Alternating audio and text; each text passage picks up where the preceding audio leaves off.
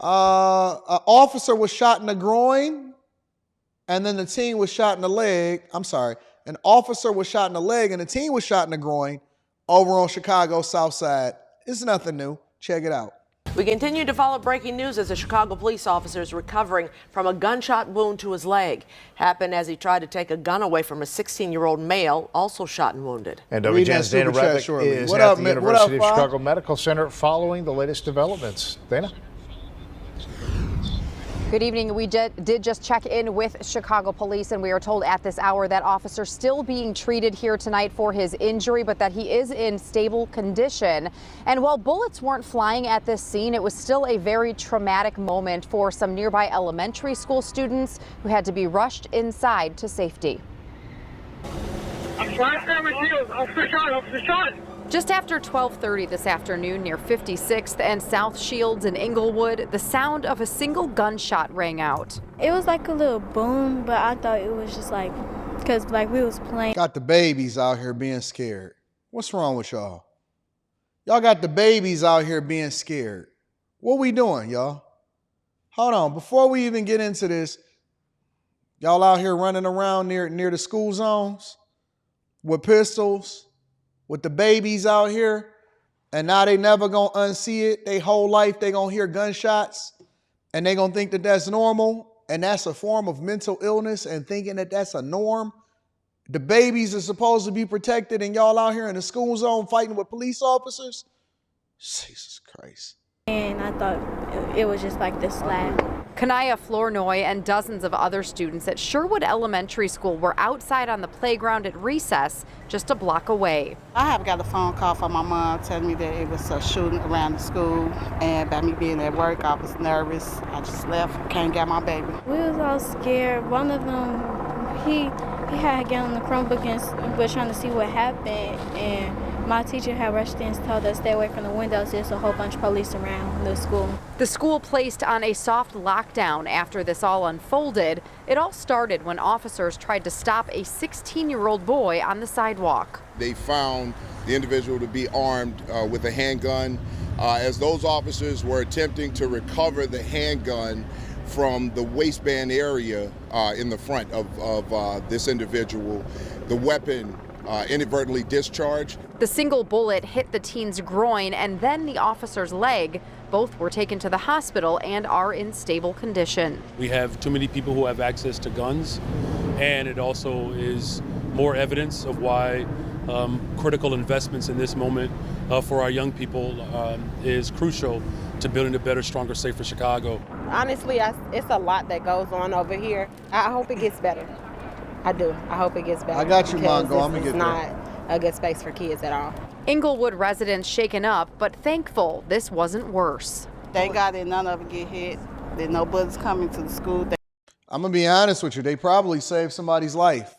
Well, Anton, how can they save somebody's life when the gun actually went off? Well, he wasn't walking around with that pistol for no reason. A 16-year-old walking around with a pistol, I'm pretty sure that at some point that pistol was going to be used. And so, again, we need to make sure that we support our police officers, and we need to change the culture. I got to bring my own city to the front of the congregation. Detroit, 3 teens shot on the west side. Check it out. 7 News Detroit starts right now with a breaking news alert. And we're going to begin tonight with breaking news out of Detroit, where police are confirming at least 3 teenagers shot. It happened on Wisconsin on the city's west side. Hold on. They matching. Now. Usually matching with like a normal color, a red, a dark blue, you know, the presidential color, a black, a white, something like that. That goes. When y'all start matching turquoises, seems like either a coordinated effort or it might be a little something in between them. Don't be matching turquoises. Listen, you start matching purples, turquoises, oranges, and hues. I got my eye on y'all over there in Detroit. I got my eye on y'all over there in Detroit, the newscasters. I got my eye on y'all. Either this is a coordinated effort, it's a partnership, or it's a partnership. I got my eye on y'all. Let's get back to the story. Ashley, don't tell me I'm reaching. I know what I know. I know what I know. I've seen it before. A little after 8 tonight, police blocking off the area to investigate. Our Brett Cast is live on the scene right now. Brett, returning to you to find out what you're learning. You know the effort you got to go through to get a turquoise tie? Yeah, well, the good news here is that these 3 teenagers, aged 15, 16, and 17, who have all been shot, are expected, according to the chief, to be okay. But they were walking here on this street, apparently just a few minutes or earlier, after, I should say, a fight that happened just a few blocks down the road. Police believe that may have led up to a silver sedan pulling up alongside of them and firing multiple shots at these teenagers. Again, all 3 of them have been taken to the hospital, are expected to be okay. But chief is talking about, as a warning to parents whose kids are out here to be conscious of what they're up to and what they're doing. This situation seems like young people fighting, and unfortunately, once again, someone decided to resolve what could have been a regular teenage fist fight that many kids have had growing up with guns. Everyone's stronger. And he just got straight to it. He said, listen, man, kids fight. What could have just been a regular fight, now it's turning into somebody got mad, went and got the ooh-op shebang, and now you got 3 kids, and 3 kids is hurt, and somebody going to jail for attempted murder. More powerful with weapons, and unfortunately, irresponsible use of a weapon resulted in where we are tonight. And again, there's still pretty limited information right now. There is video that should help in this investigation, according to police. They may be putting out more information shortly. They say there is no danger to the public. They believe this is an isolated incident, again, stemming from that fight earlier, but they're asking people to be on the lookout for that silver sedan, or if you know anything about that silver sedan, make sure to contact Crime Stoppers. The number is 1-800-SPEAK-UP. But for Hey, Detroit, get them people locked up. We don't like that. We don't like people putting the black eye on our city. We had to bring them to the front of the congregation. It is what it is. But, such is life.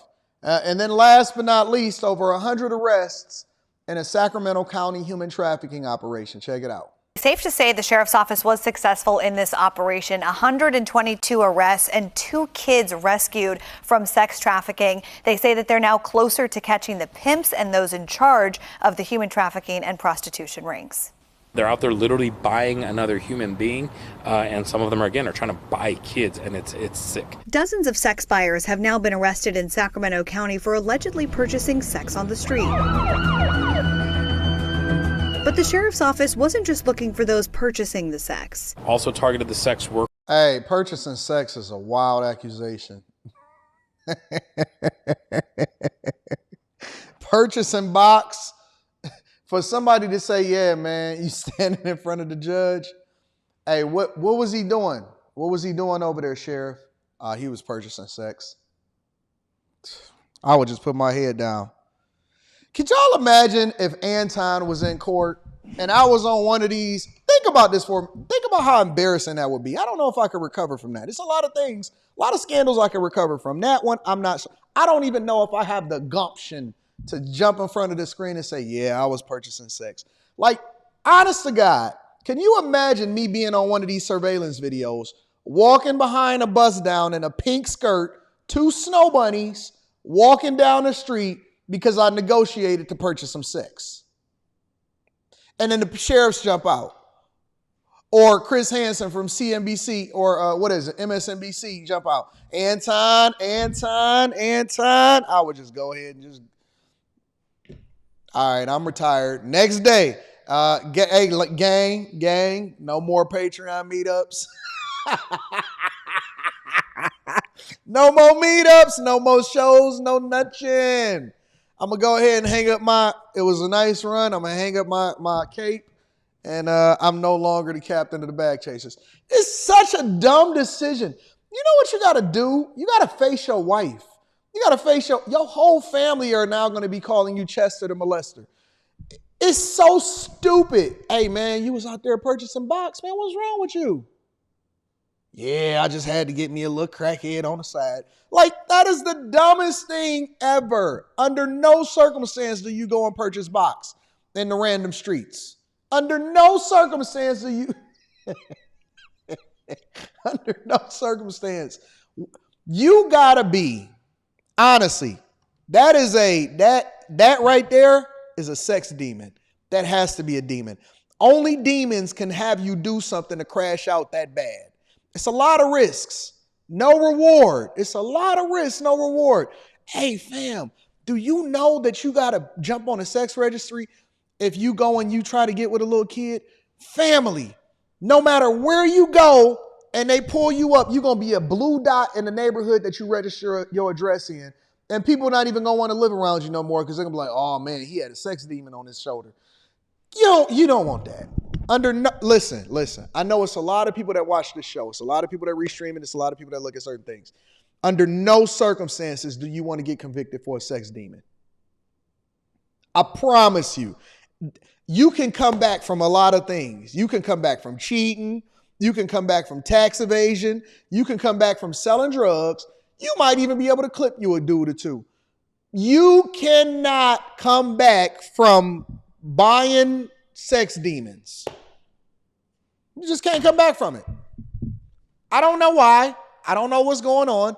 But for some reason, it's just, they will let you be zesty. Hey, man. Now, I'm not even going to put myself as a hypothetical example in this one because no, never. Hey, man, he was over there. He was over there being the bottom. They just going to call you nasty. You can't come back from buying sex demons. I don't know why. It just is what it is. Workers that were out there that were illegally committing prostitution. Look at that. The adults who were suspected of prostitution. No. So you telling me you driving down with a chick? Look.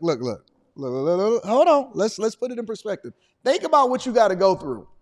You got to drive down the street and interact with a chick. You got to negotiate sex demons with a chick whose toes is sticking out through the front of her shoes.